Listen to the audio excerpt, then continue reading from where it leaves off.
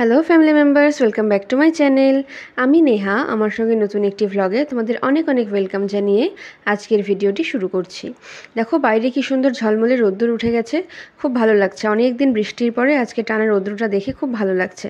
তো এখন বাজে সকাল 7টা, আমি স্নান ধান করে চলে এসেছি, এখন করে নেব পুজো।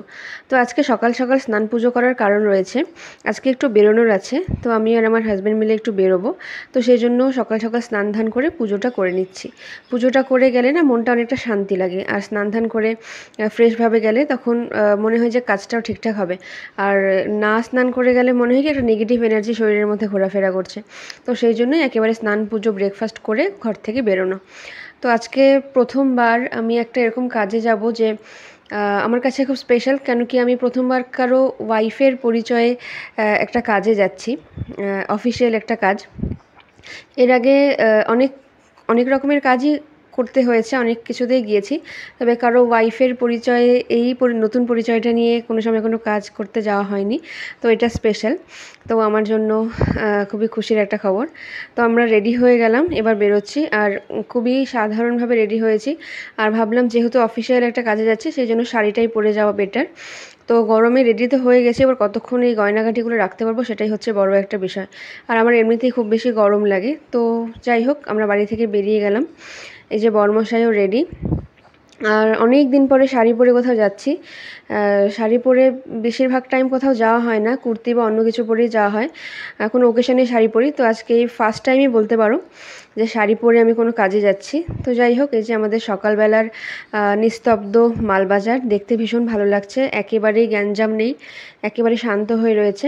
আর আমরা বেরিয়েছি প্রায় সকাল 8:30টার দিকে, তো একদম ফাঁকা ফাঁকাই ছিল, অত ভিড়ভাট্টা ছিল না, তবে আস্তে আস্তে ভিড়ভাট্টা বাড়ছিল। তো যেতে যেতে খুবই চারপাশটা দেখে ভালো লাগছিল। আর আমাদের তো জানোই বাড়ি থেকে বেরিয়েই চা বাগান আর পাহাড় দেখা যায়, সেসব আরও বেশি ভালো লাগছে। তো তোমাদের সঙ্গে গল্প করতে করতে আমরা চলে আসলাম গজলডোবা। এই ব্রিজটির ওপর দিয়ে এখন যাচ্ছি, তো ভাবলাম একটু ভিডিও করে তোমাদেরকেও দেখাই। যারা যারা গজলডোবাতে গেছো তারা হয়তো অনেকেই জানো যে কতটা সুন্দর লাগে, আর যারা যারা যাওনি তারা একবার গিয়ে দেখে আসো, আমি বলবো যে তোমাদের ভালোই লাগবে। আর এখানটায় না অনেক ছোটো থেকে আমি যাই, যেহেতু আমার মামা বাড়ির থেকে একদম কাছেই হয়, তো অনেক ছোটোবেলা থেকে আমরা যেতাম, খুব ভালো লাগতো। তো ছোটোবেলার অনেক কথাই মনে পড়ছিল। তো এখন তো সেই দিনগুলোতে ফেরত যাওয়া যাবে না, তো আমরা দুজনেই মিলে যাচ্ছিলাম শিলিগুড়িতে, তো এই দিক দিয়ে যাচ্ছি, খুব ভালো লাগছে। এই যে নদীটা দেখতেও বেশ ভালো লাগছে।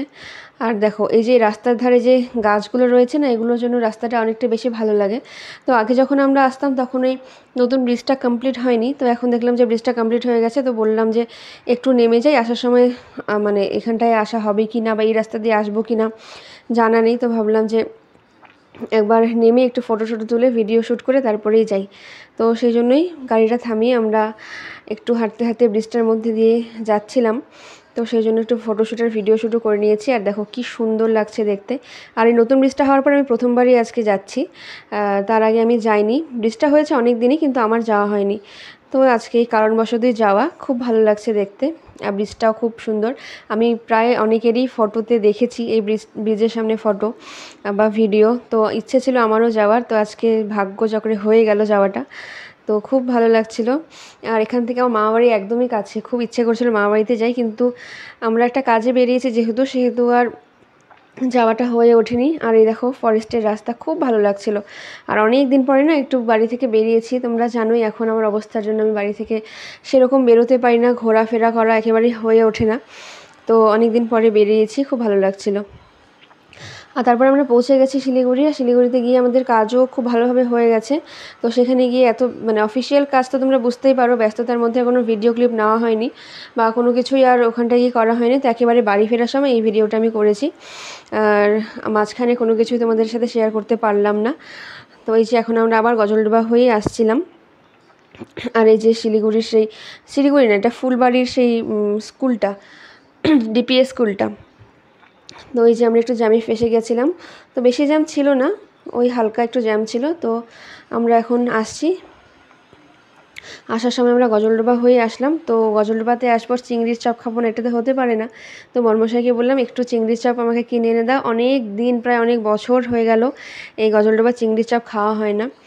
আর ও গেল চিংড়ির চপটা আনতে, আর আমি গাড়ি দিয়ে বসেছিলাম, আর নামতে ইচ্ছা করছিল না। সারাদিন এত ধকল গেছে না, শরীরটা খুব খারাপ লাগছিল আমার। তো এই যে বড়মাসের চিংড়ির চপ নিয়ে আসলো, তো আমরা গাড়িতে বসে বসে শুধু এটাই খেলাম, আর নামিনি, আর অন্য কিছু খাওয়া হয়নি আসার সময়।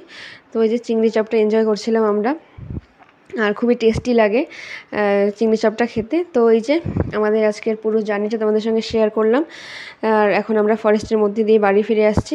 তো তোমরা জানিও ভিডিওটা তোমাদের কেমন লাগলো। আজকে অবশ্য আমি বিশেষ কিছু তোমাদের সঙ্গে শেয়ার করতে পারিনি, তো যতটুকু আমি পেরেছি তোমাদের সঙ্গে শেয়ার করলাম। তোমরা কিন্তু জানিও ভিডিওটা কেমন লাগলো, আর সবাই খুব ভালো থেকো, সুস্থ থেকো, আর সাবধানে থেকো। আর পরবর্তীতে আসছি অন্য কোনো ভিডিওর সঙ্গে, আর ততক্ষণ তোমরা আমার চ্যানেলটিকে সাবস্ক্রাইব করে দিও নতুন নতুন আরও ভিডিও দেখার জন্য। তো সবার জন্য আজকে একটাই কথা, বাই বাই, টাটা।